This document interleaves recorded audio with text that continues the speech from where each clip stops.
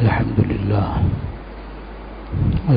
لله نحمده ونستعينه ونستغفره ونؤمن به ونتوكل عليه ونعوذ بالله من شرور أنفسنا ومن سيئات أعمالنا من يهده الله فلا مضل له ومن يضلله فلا هادي له وأشهد أن لا إله إلا الله وحده لا شريك له وأشهد أن سيدنا ونبينا ومولانا محمدا عبده ورسوله صلى الله تعالى عليه وعلى آله وأصحابه وبارك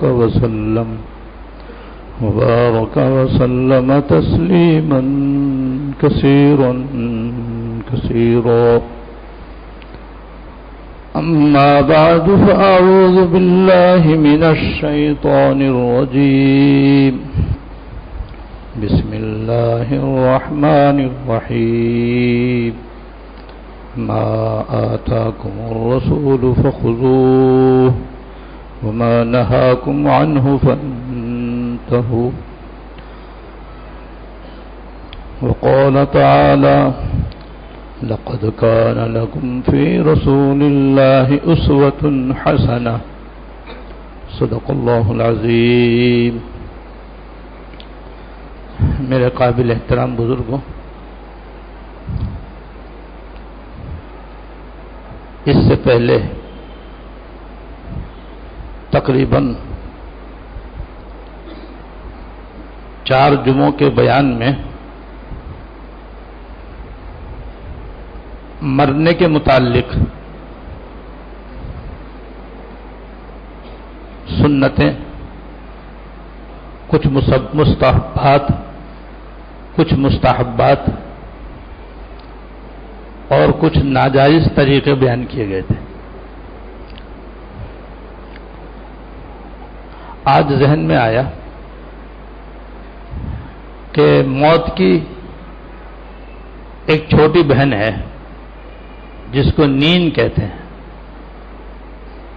عربی میں اس کو النوم اخت الموت کہتے ہیں. نیند موت کی بہن ہے، کیونکہ جس طرح آدمی جب مر جاتا ہے تو نہ چلتا ہے، نہ پھرتا ہے، نہ اٹھتا ہے، نہ بیٹھتا ہے، بلکہ اس میں تو روح ہی نہیں رہتی. نیند بھی اس کے مشابہ ہے. جب آدمی سوتا ہے تو نیند میں نہ بولتا ہے، نہ کھاتا ہے، نہ پیتا ہے، نہ چلتا ہے، نہ پھرتا ہے، اور اس کو اپنے بارے میں کچھ ہوش نہیں ہوتا. لہذا نیند موت کی بہن ہے، اور نیند کی اصل جگہ رات ہے. عام طور پر عام لوگ رات ہی کو سوتے ہیں. لہذا رات کی نسبت سے چند آداب اور مستحبات اور سرکار دو عالم صلی اللہ علیہ وسلم کی سنتیں بیان کرنا چاہتا ہوں.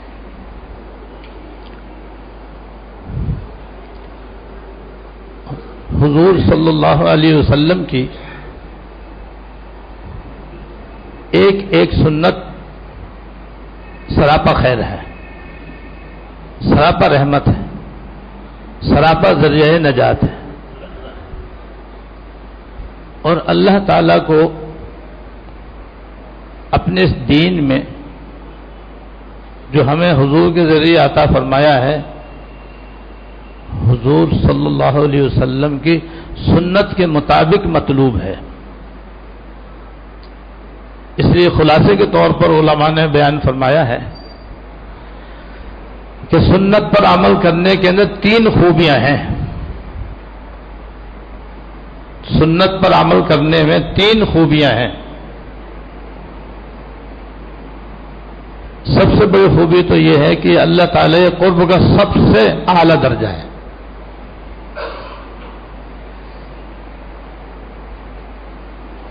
اور حدیث میں آتا ہے کہ جو آدمی جتنا زیادہ میری سنتوں پر عمل کرے گا قیامت میں اتنا ہی میرے زیادہ قریب ہوگا. تو سنتوں پر عمل کرنے کا ایک سب سے بڑا فائدہ یہ ہے کہ سنت پر عمل کرنے والا سب سے زیادہ اللہ تعالیٰ کے نزدیک ہو جاتا ہے، سب سے زیادہ حضور قریب ہو جاتا ہے، اور دونوں کے نزدیک وہ محبوب بن جاتا ہے. اور یہی ہمارے دین و ایمان کا مقصود اصلی ہے کہ اللہ پاک کی رضا حاصل ہو جائے، حضور بھی راضی ہو جائیں، اللہ پاک بھی راضی ہو جائے.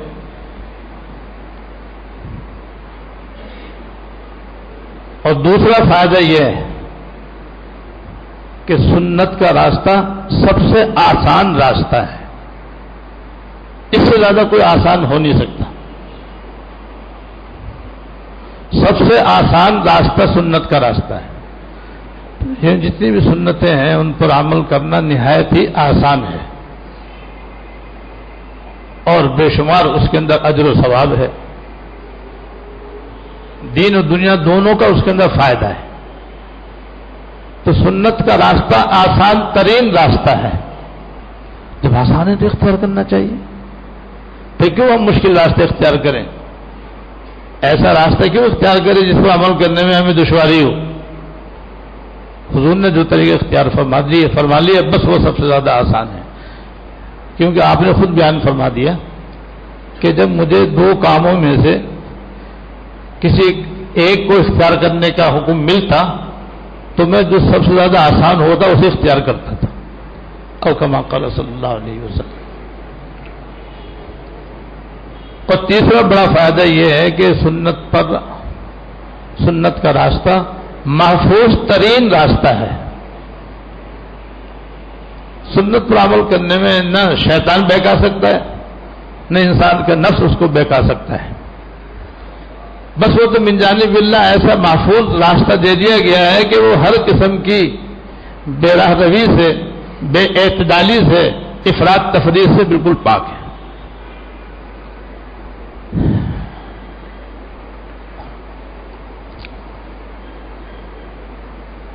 لہذا جب آدمی سونے کا ارادہ کرے تو حضرت جابر رضی اللہ تعالیٰ عنہ کی روایت میں ہے کہ سرکار دو عالم صلی اللہ علیہ وسلم نے فرمایا، جب رات شروع ہو تو تم اپنے بچوں کو اپنے گھر کے اندر رکھو، باہر نہ نکلنے دو.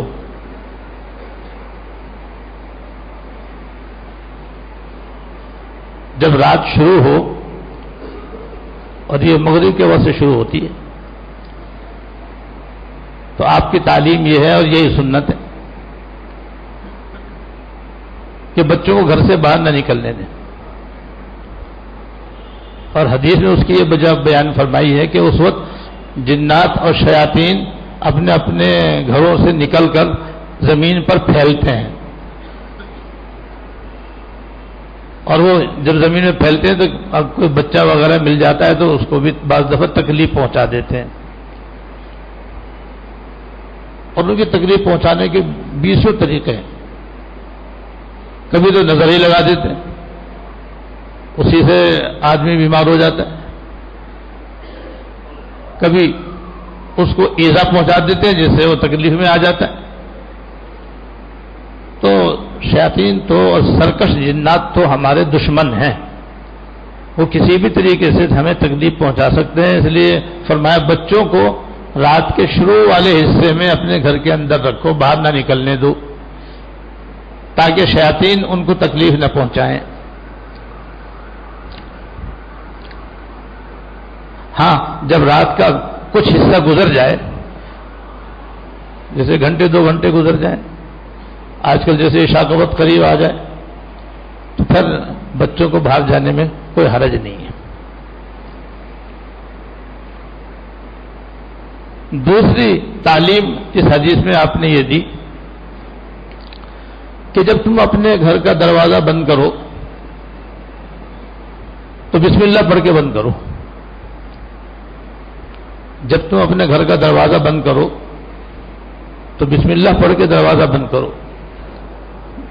عام طور پر آدمی گھر کا دروازہ اخیر میں بند کرتا ہے، جب نماز سے فارغ ہو جاتا ہے، کام سے فارغ ہو جاتا ہے، اپنے گھر واپس لوٹتا ہے تو پھر اپنے سب لوگ اپنے دروازے بند کر لیتے ہیں۔ تو اس وقت یہ سنت یاد رکھیں کہ بسم اللہ پڑھ لیں، بسم اللہ پڑھ کے کنڈی لگا دیں اور دروازہ بند کر لیں۔ دوسری حدیث میں اس کی تفصیل ہے کہ اس میں کیا فائدہ ہے۔ فرمایا وہ فائدہ یہ ہے کہ جب لوگ اپنے اپنے گھروں کو واپس لوٹتے ہیں تو ہر ایک کے ساتھ شیطان بھی جاتا ہے۔ اب اگر اس نے بسم اللہ پڑھ کے دروازہ بند کر لیا شیطان بھاگ دیتا ہے، اندر نہیں جا سکتا۔ اسی طرح کھانے پر بھی اس نے بسم اللہ پڑھ لی، پانی پر بھی اس نے بسم اللہ پڑھ لی تو شیطان تینوں سے محروم ہو جاتا ہے۔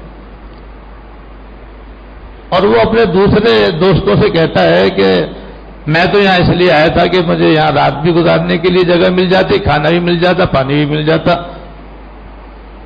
لیکن افسوس کہ مجھے ان میں سے کچھ بھی نہ ملا۔ اب میں کہیں اور جاتا ہوں، کسی اور کے ساتھ جاتا ہوں، شاید کہیں مجھے گھر میں گھسنے کا موقع مل جائے۔ اور جو آدمی اپنے گھر کا دروازہ بسم اللہ پڑھ کے بند نہیں کرتا شیطان بھی اس کے ساتھ اندر داخل ہو جاتا ہے،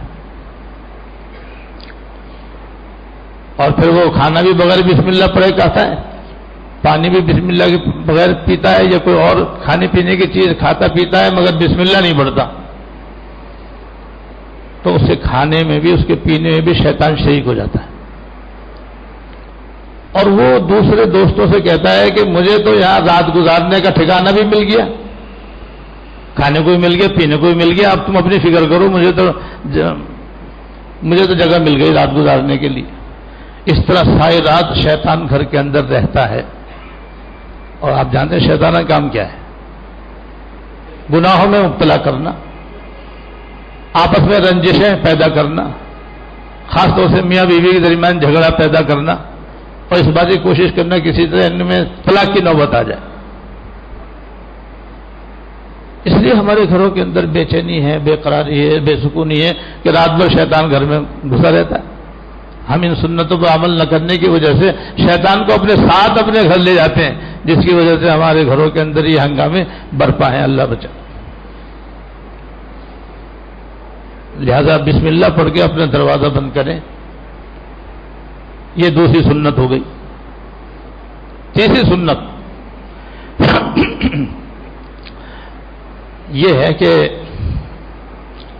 گھر میں جتنی چیزیں کھلی ہوئی رکھی ہیں اور ان میں کھانے پینے کی چیزیں، جیسے بعض مرتبہ ٹپ میں پانی بھرا ہوا ہوتا ہے، بالٹی میں بھرا ہوتا ہے اور بالٹی کھلی ہوتی ہے، ٹپ بھی کھلا ہوتا ہے، ایسی کچن کے اندر کھانے پینے کی بات چیزیں پلیٹ میں، ڈونگے میں یا کسی اور برتن میں رکھا ہوتا ہے، لیکن اتفاق سے ڈھکنا اس پر نہیں ہوتا، ڈھکنا بھول جاتے ہیں بعض دفعہ، یا بعض لوگوں کی عادت ہی نہیں ہوتی ڈھک کر رکھنے کی، ایسے ہی کھلا رکھنے کی عادت ہوتی ہے۔ تو تیسری سنت یہ ہے کہ جتنی چیزیں کھلی ہوئی رکھی ہیں ان کا ڈھکنا، یا جو بھی چیز اس پہ ڈھکنے کی آپ کو میسر ہے بسم اللہ پڑھ کے اسے ڈھک دو۔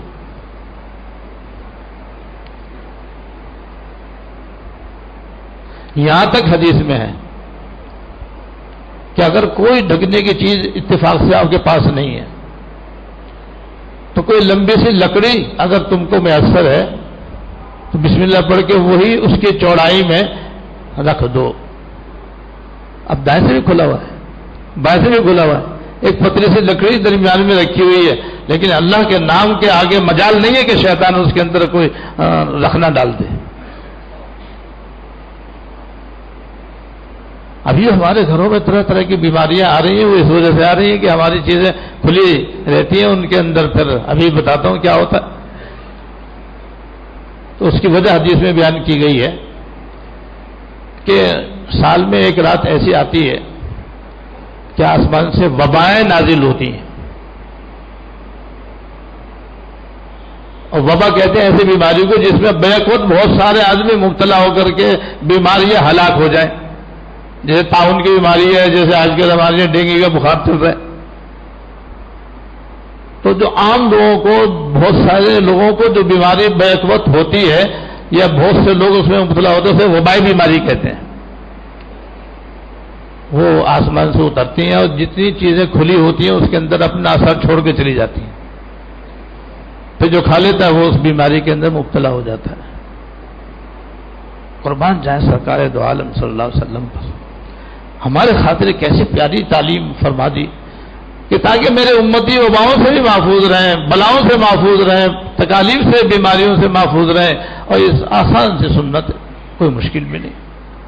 سنت پر عمل کرنے کا الگ ثواب، دنیا کے اندر آفات و بلیات سے بچنے کا بہترین نسخہ۔ لہذا ہمیشہ جتنی بھی چیزیں ہوں ہمیشہ ڈھک کے رکھنی چاہیے، اور خاص طور سے رات میں اگر کوئی چیز کھلی ہوئی ہو تو اس کے اوپر کوئی نہ کوئی چیز اللہ کا نام لے کر کے ڈھک دینی چاہیے، اور اللہ کا نام لے کے اس کے اوپر رکھ دینا چاہیے، یہ بھی سنت ہے۔ چوتھی سنت اس حدیث میں یہ بیان کی گئی ہے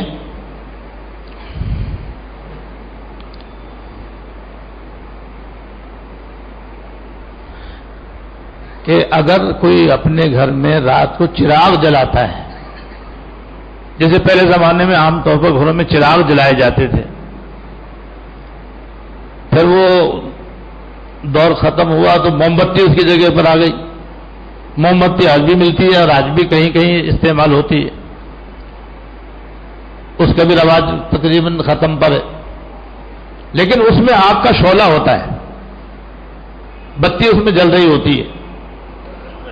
تو آپ کی سنت یہ ہے اور تعلیم یہ ہے کہ جب رات کو سونے لگو تو چراغ گل کر دو، چراغ کو بجھا دو، موم بتی کو بجھا دو، کیونکہ شیاطین بھی یہ حرکت کر سکتے ہیں اور چوہے وغیرہ بھی یہ حرکت کرتے ہیں کہ وہ جس میں شعلہ روشن ہے اسے بتی کہتے ہیں، تیل میں ہوتی ہے وہ، اس بتی کو کھینچ کر لے جاتا ہے اور پھر جہاں جاتا ہے وہاں اس سے آگ لگ جاتی ہے۔ بعض مرتبہ سارے گھر میں اسی سے آگ جل جاتی ہے، آگ لگ جاتی ہے۔ خود حضور کے زمانے میں ایسے ہو کہ آپ نماز پڑھ رہے تھے، وہ اس نے چوہے نے بتی کھینچی اور آپ کی چٹائی پہ چھوڑ کے چلا گیا، چٹائی وہاں پر سے تھوڑی سی جل گئی، پھر سلام پھیرنے کے بعد آپ نے اس کو بجھایا۔ لہذا سنت یہ ہے کہ اگر کوئی چراغ جلاتا ہے، موم بتی جلاتا ہے یا کوئی ایسی چیز جلاتا ہے جس سے آگ لگنے کا خطرہ ہے تو اسے بجھا دینا چاہیے۔ جیسے بعض لوگ لاپرواہی میں گیس کا چولہا جلتا ہوا چھوڑ دیتے ہیں، یہ خطرناک ہے۔ یہ بلا ضرورت ویسے بھی نہیں جلانا چاہیے، اور ضرورت نہ ہو ویسے ہی جلتا چھوڑ دے تو یہ اور بھی خطرناک بات ہے۔ تو سنت یہ ہے کہ اس کو بند کر دو، تاکہ ایسا نہ ہو آپ سو رہے ہو اور پیچھے سے آگ لگ جائے اور لینے کے دینے پڑ جائے۔ لیکن زیرو کا بلب اس حکم میں نہیں ہے، لائٹیں اس حکم میں نہیں ہے، کیونکہ ان سے عام طور پر آگ لگنے کا خطرہ نہیں ہوتا۔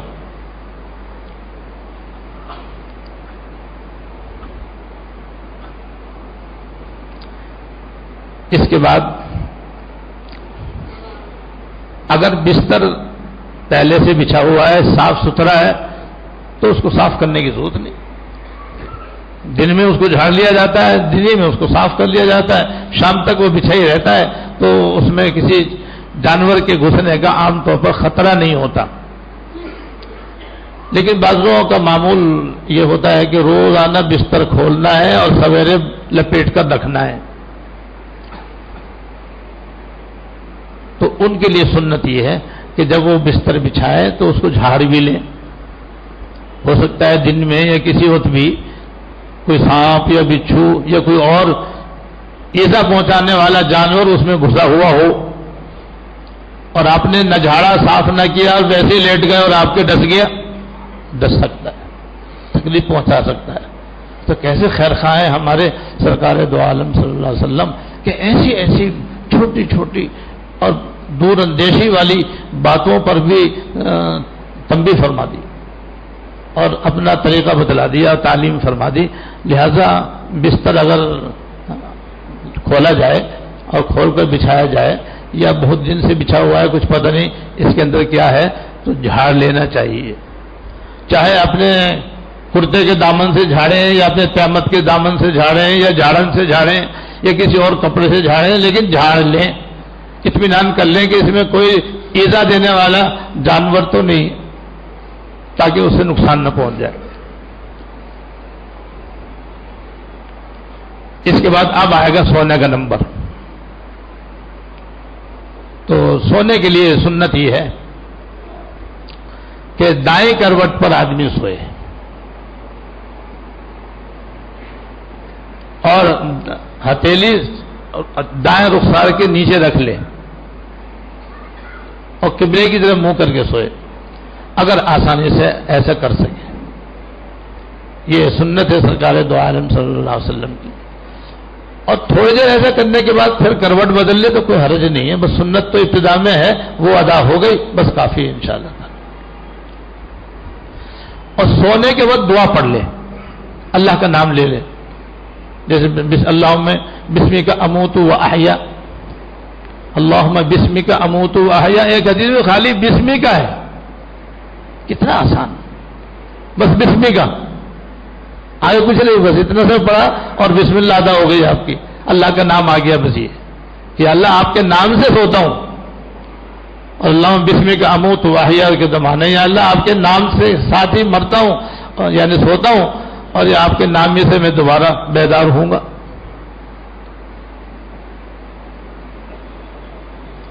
اور حدیث میں یہ ہے کہ جو آدمی رات کو سوتے وقت اللہ کا نام لے کر نہ سوئے تو قیامت میں اس کو اتنی حسرت ہوگی کہ بیان سے باہر ہو. او کما قال صلی اللہ علیہ وسلم. اور سونے سے پہلے باوضو سونے کا اہتمام کیا جائے، اس کا بڑا فائدہ ہے. ایک حدیث میں یہ فائدہ بتلایا گیا ہے کہ جو آدمی باوضو سوتا ہے تو اس کے رات والے لباس میں ساری رات ایک فرشتہ بھی رہتا ہے. اس کے رات والے لباس میں ایک فرشتہ بھی اس کے ساتھ رہتا ہے، اور جب بھی وہ رات کو کروٹ لیتا ہے تو دعا کرتا ہے یا اللہ اس کی مغفرت فرما، یا اللہ اس کی بخشش فرما، یہ پاک ہو کر سویا ہے. اللہ اکبر. اللہ لو بھائی سو بھی رہے ہیں اور فرشتہ دعا بھی دے رہا ہے. تو فرشتے کی دعا لے کر سوئیں تو کتنی بڑی بات ہے کہ ساری رات ہم دعاؤں میں سوتے رہیں تو کیسی پیاری نیند آئے گی انشاءاللہ تعالی. سو بھی گئے اور اجر و ثواب بھی ملا. ایسی ہو سکے تو کوئی اللہ کا ذکر کر لیں، اللہ تعالیٰ کا ذکر کر لیں. تو دوسرے حدیث میں ہے کہ جب آدمی بستر پہ لیٹتا ہے اور اللہ کا ذکر کرتے کرتے سو جاتا ہے تو رات میں جب بھی اس کی آنکھ کھلے اور وہ کوئی سی بھی دعا مانگ لے اللہ تعالیٰ قبول فرما لے. اس کے لیے اٹھ کر تہجد پڑھنا شرط نہیں ہے، بس آنکھ کھلی یا اللہ مجھے حلال و کشادہ روزی دے دیجیے، یا اللہ مجھے نیک و صالح اولاد دے دیجیے، یا اللہ مجھ کو فلاں میری حاجت پوری فرما دے، دنیا کی آخرت کی جو بھی چیز مانگو. بس حدیث میں یہ ہے کہ جو آدمی اللہ کا ذکر کرتے کرتے سوتا ہے تو اس کے رات میں جب بھی آنکھ کھلے گی دعا قبول ہو جائے گی. اور کوئی نہ کوئی چھوٹی سورت پڑھ لے. حدیث میں تو مطلق سورت پڑھنے کا ذکر ہے، بڑی پڑھیں چھوٹی پڑھیں سب سے چھوٹی صورت تو قل اللہ احد کی صورت ہے، پھر انا اعطیناک الکوثر کی صورت ہے، اذا جاء کی صورت ہے، آیت الکرسی چاروں کل پڑھ لیں. یہ تو ویسے بھی الگ سے ایک مسنون عمل ہے کہ رات کو سونے سے پہلے آیت الکرسی اور چاروں کل 3 دفعہ پڑھ کر ہاتھوں میں دم کر کے جسم پر پھیر کر سو جائیں. تو ایک سورت پڑھنے کی فضیلت یہ ہے حدیث میں کہ جو آدمی بستر پر جائے اور سونے سے پہلے کوئی سورت پڑھ لے تو اللہ تعالیٰ ساری رات ایک فرشتہ اس کی حفاظت پر مقرر کر دیتے ہیں، اور وہ ساری رات ہر قسم کی موذی چیزیں اسے قریب آنے سے روکتے رہتے ہیں. کوئی تکلیف دہ چیز اس کو تکلیف نہیں پہنچا سکتی، نہ سانپ، نہ بچھو، نہ کوئی چور، نہ ڈاکو، کوئی چیز اس کو تکلیف نہیں پہنچائے گی. جب بھی اٹھتے برابر ساری رات فرشتہ اس کی نگرانی کرتا رہتا ہے. تو بھئی یہ چند سنتیں میں نے آج بیان کر دی ہیں، ان کو یاد رکھیں اور کوشش کریں کہ یہ آج سے ہمارے عمل میں آ جائیں تاکہ ہمیں حضور کی سنت پر عمل کرنے کا بھی ثواب ملے، اللہ تعالیٰ کا قرب اور حضور کی نزدیکی بھی نصیب ہو، اور اس کا جو ثواب اور فوائد ہے وہ بھی حاصل ہو. اللہ تعالیٰ توفیق عطا فرمائے. وآخر دعوانا الحمدللہ رب العالمین. www.darsequran.com